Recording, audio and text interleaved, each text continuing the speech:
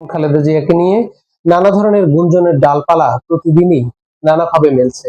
বিশেষ করে বেগম খালেদা জিয়াকে যখন লন্ডনে নিয়ে যাওয়া হচ্ছে, তখন এটি আরো বেশি বিস্তৃত হচ্ছে।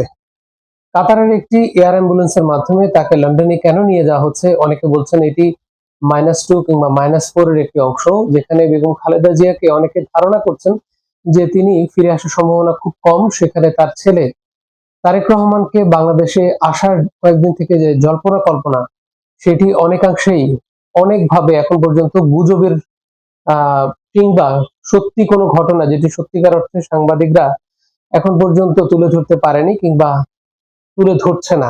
-4 এর যে গুজবটি এটি আসলে আসার কারণ -4 এর গুজবটি বলা হচ্ছে আসলে, যেখানে এর আগে -2 এর একটি ফর্মুলা ছিল, যেখানে বেগম খালেদা জিয়া শেখ হাসিনা দুজনকে কারা অন্তরীণ করা হয়েছিল, বিশেষ একটি সাব জেলে রাখা।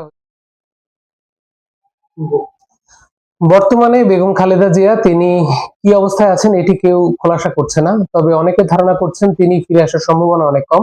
তার পাশাপাশি তারেক রহমান তার বিরুদ্ধে যে মামলাগুলো আছে সেগুলো কিন্তু চলে গেছে। দীর্ঘদিন মানুষ প্রতীক্ষায় ছিল যে তিনি দেশে আসবেন, নির্বাচন করবেন এবং নির্বাচনে ভোটার হওয়ার যে সর্বশেষ সময়টি সেটিও পেরিয়ে গেছে।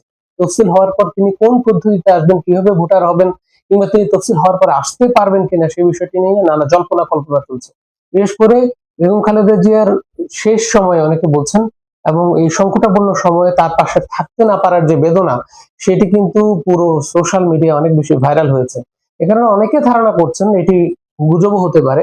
সেটি হচ্ছে যে তিনি যদি চলে যান, সেক্ষেত্রে বেগম খালেদা জিয়াকে শেষবারের মতো দেখবেন, অথবা বেগম খালেদা জিয়ার সাথে সাক্ষাৎ করবেন বা দুজনেই সেখানে থাকবেন, দেশে আর ফিরবেন না। এই ধরনের নানা কথার ডালপালা আসলে মিলছে। আর শেখ হাসিনা তিনি তো দেশ থেকে পালিয়ে গেছেন, তার ছেলেও দেশের যে হাল ধরবেন সে বিষয়টিও কোনো স্পষ্ট নয় আসলে। আওয়ামী লীগের রাজনীতি কার্যত এখন নিষিদ্ধ। তো সেক্ষেত্রে এখন কিভাবে নির্বাচনটি হবে, সামনের দিনগুলোতে সেটি আরো স্পষ্ট হবে। কিভাবে স্বতন্ত্র কি আওয়ামী লীগ কেউ দাঁড়াতে পারবে কিনা, তার মধ্যে আমরা যদি বলি যে সেলিনা হায়াৎ আইভী আছেন, সাইদুল হক সুমন আছেন, তারা কিন্তু একটি স্থায়ী জামিন পেয়েছেন। এমন কিছু লোক, সাবের হোসেন চৌধুরী স্থায়ী জামিনে আছেন।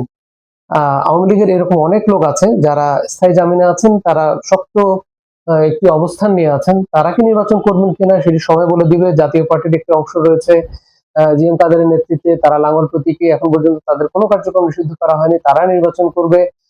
সর্বশেষ তো কি অবস্থা হয় সেটি আমরা নিশ্চয়ই আগামী দিনগুলোতে জানতে অপেক্ষা করতে হবে। তবে -4 কি কার্যকর হচ্ছে কিনা সেটিও এখন দেখবার বিষয়। নানা ধরনের গুঞ্জন এখন পর্যন্ত ডালপালা মেলেই চলেছে।